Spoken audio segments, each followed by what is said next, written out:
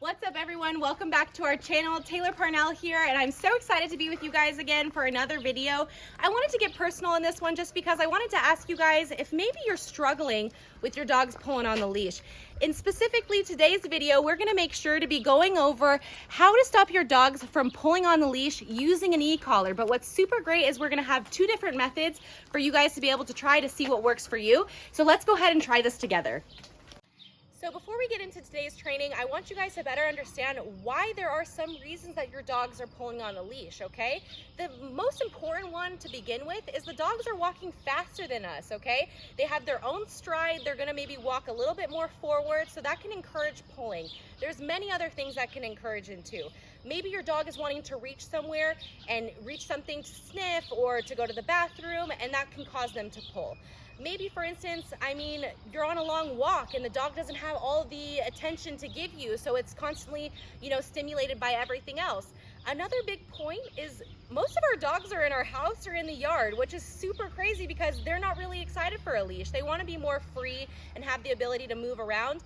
And last but not least, some of the breeds we have are, sled dogs. When it comes to the Siberian Husky, the Malamute, they're kind of bred to pull on the leash. So I want you guys to understand, kind of look at your dog, figure out what is the reason for pulling, so that when we're going to start to correct this behavior, you're going to be able to choose between those methods of how your dog's going to work better. Now, there's going to be a few methods we're going to work with here today. We have the beep, which is the clicker method, which is basically going to be getting your dog's attention while you're walking on the leash and giving them that positive reward. The other method, okay, is going to still involve the beep and the clicker method, but what's super important is that when your dog loses that attention from you, you're going to be using a different reinforcement.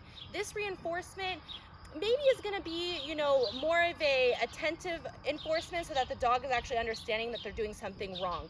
Just for an example, when you're using the vibration or the stimulant method, which is the different levels that we have on the Envirox e-collar, what's super important is that when they're going to be pulling on the leash, you're going to be using that as a reinforcement to bring them back. So those are the two different methods that we're going to be using today, and I'm going to be working with you guys hand on hand so we can better understand what method works for you and what's going to give you better results. So when we're going to start the first method, we want to make sure for the first day or two, this is crucial, you guys, you want to have your dog understand what the beep means. What we're trying to teach your dog right now is that the beep is a positive reinforcement, which is a treat.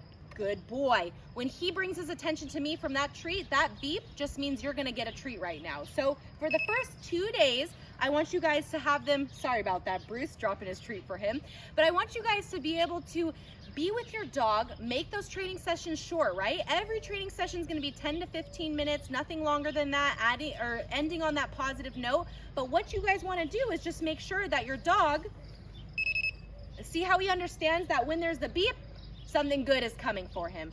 So here we're just working on, for the first few days, making sure that your dog understands the beep.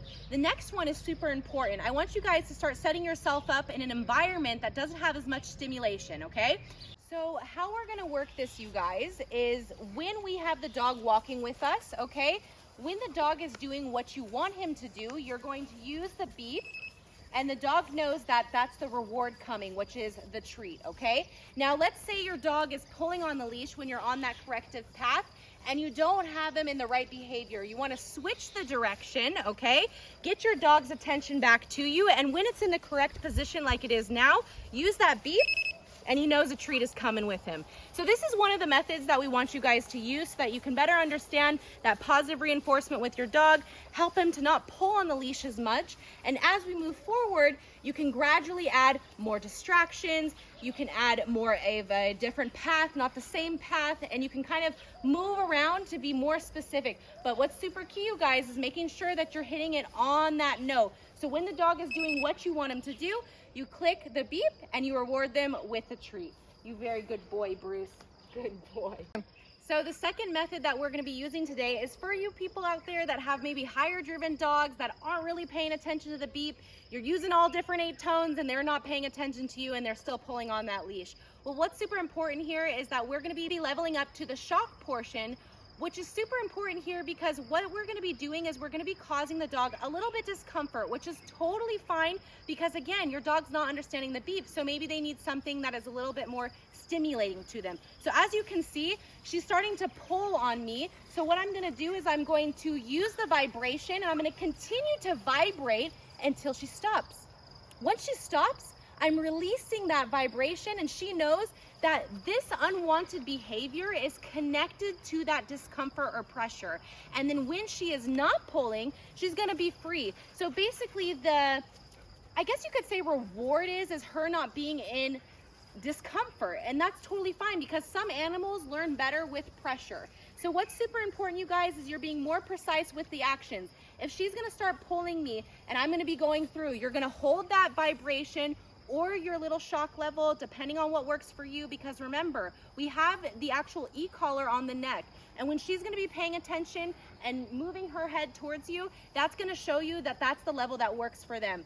So again, you're gonna play with it here and there, but you're gonna remember, short sessions, and you're gonna be rewarding them with the positive behavior, leaving it on a good note, and you're not gonna make it too long. Remember, it's not gonna happen in 1 day or 2. This is gonna be 2 weeks of consistent training for you to understand what works for your dog. So remember, I want you guys to comment down below what method you're gonna try, maybe what method is working for you. Better understand what your dog needs so that we can better serve you guys. So again, thank you so much for tuning into today's video. We're so appreciative to have you guys here, and your support means everything. So don't forget to subscribe, like this video, comment down below what you think, and we'll see you all in the next one.